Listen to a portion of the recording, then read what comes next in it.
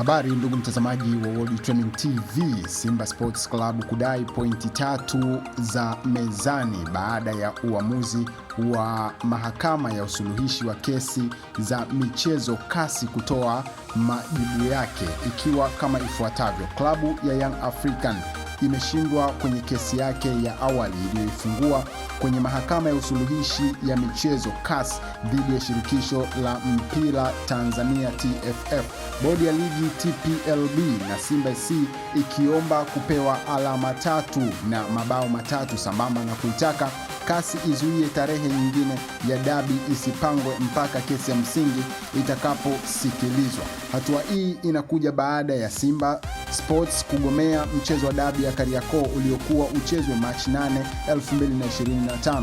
Hali iliyopelekea wananchi kupeleka kesi hiyo CAS wakigomea mechi hiyo kuchezwa tena huku wakidai alama 3 na mabao 3. Kwa mujibu wa barua ya CAS iliyotolewa Mei 1, 2025, kwenye hukumu hiyo CAS imesema haina uhalali wa kisheria wa kusikiliza kesi hiyo yenye kumbukumbu CAS 2025-A-1129-8 kati ya Yanga na Simba, TFF na bodi ya ligi kabla haijapitia kwenye mamlaka za kisheria za TFF.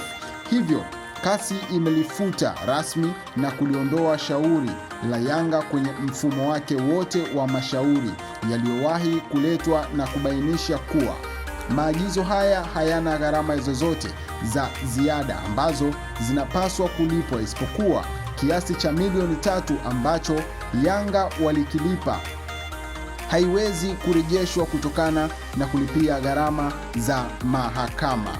Naam, hatua hii imeifanya klabu ya Simba Sports kudai pointi 3 na mabao 3 baada ya klabu ya Simba kushindwa kesi yake ambayo walikwenda kuifungua dhidi ya TFF na Simba Sports. Viongozi wa klabu ya Simba Sports wanasema tunahitaji pointi 3 na sio kucheza dabi tena kama vile ambavyo wao walihitaji baada ya sisi kugomea kuingia uwanjani na kucheza dabi hiyo ya Machi 8.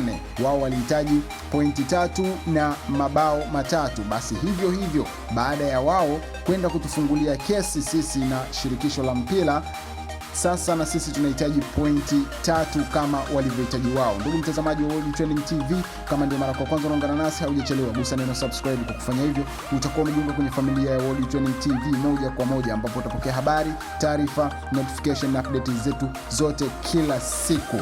Ndugu mtazamaji, endelea kutufuatilia kwa taarifa zaidi za michezo na burudani. Asante.